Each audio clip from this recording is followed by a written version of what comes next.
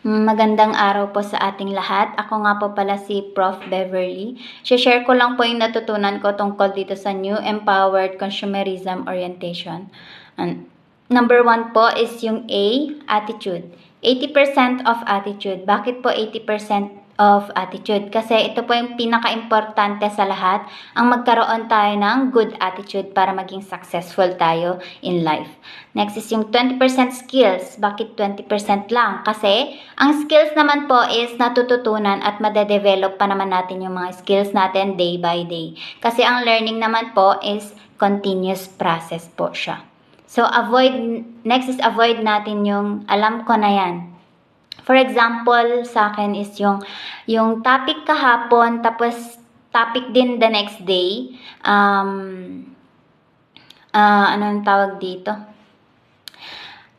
Kahit na alam mo na yun, kahit na pag-usapan na yun kahapon, sa the next day naman, ipag-uusapan ulit, pero magkakaiba naman ng coaches or yung mga guests na magpapaliwanag, magbibigay ng mga opinions nila, tsaka ideas, tsaka mga sharing of experiences nila. Kaya matututo pa rin tayo kasi iba't iba naman yung mag-share.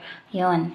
Next is yung good learning and listening attitude. Dapat magkaroon tayo ng ganong attitude.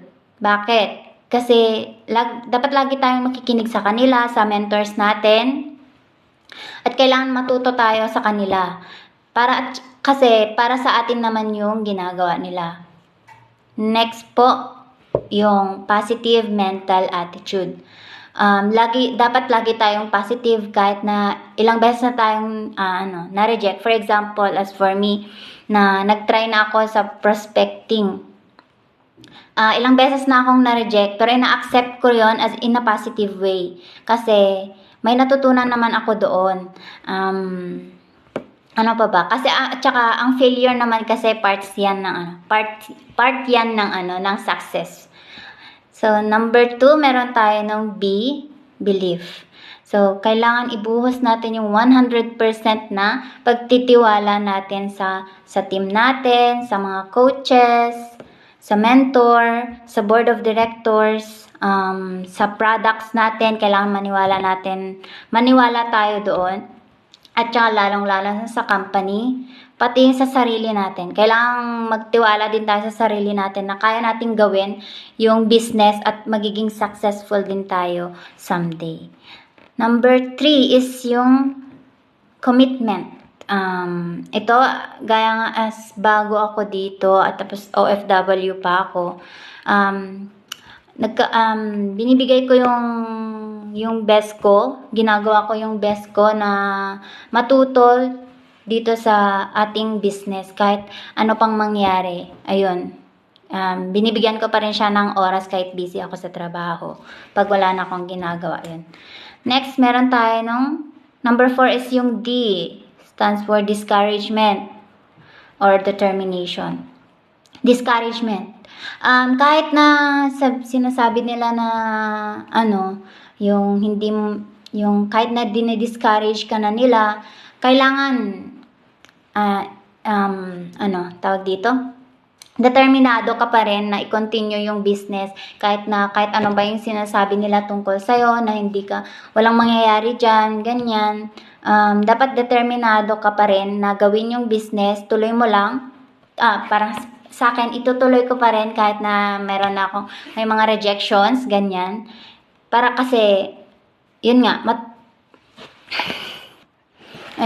kailangan pa rin natin maging determinado na ituloy pa rin yung business kahit madami nang naninira tungkol sa atin. Next is yung E, excitement. Yung excitement naman is yung kapag ka nag-attend ka ng Zoom training, ganyan, hindi lang naman basta sa Zoom training, meron din yung company events. Soon, makakapunta na rin kami pag nakauwi na rin. Yun. Next, meron yung F, focus. Dapat nakafocus lang tayo sa isang bagay. So, pero ngayon, sa akin naman, nagtatrabaho ako after nun, pagka may bakante akong oras yon, nagfo-focus ako sa business. Kailangan kasi na makapag-focus tayo para madami tayong matututunan. Next is yung goal setting. So, sa goal setting naman, meron tayo ng tinatawag na SMART. Specific. Yung S stands for specific. Yung specific goal mo. Ano yung specific goal? For example, para sa akin is yung nakapag-invite ako ng 2 Neoverse. So, yung M naman is yung measurable. So, sa pag-i-invite mo ng 2 Neoverse na yon, kailangan magkaroon ka ng criteria. For example, anong approach yung mga gagamitin mo? Direct approach or indirect approach yung gagamitin mo. Para sa akin yan. Next is yung attainable. Attainable, kaya mo ba siyang, anong tawag dito? Hindi siya imposibleng mangyari. Hindi siya imposibleng mangyari. Kasi, kaya mong gawin yon. Kasi at saka dyan napapasok yung realistic.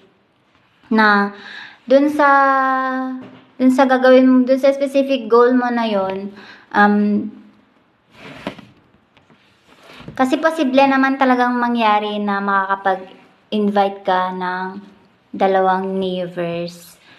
Ayun. Next is yung time bound. So, within a month of, yun nga yung example ko, within a month, makakapag-invite ka. Yung specific goal mo is 2 Neoverse.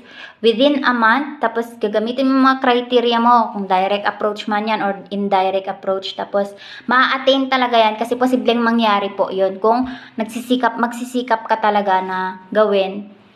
Kaya magiging realistic po siya. Walang imposible. So, ito lang po yung may share ko. Maraming salamat po sa pakikinig. Yun lang po.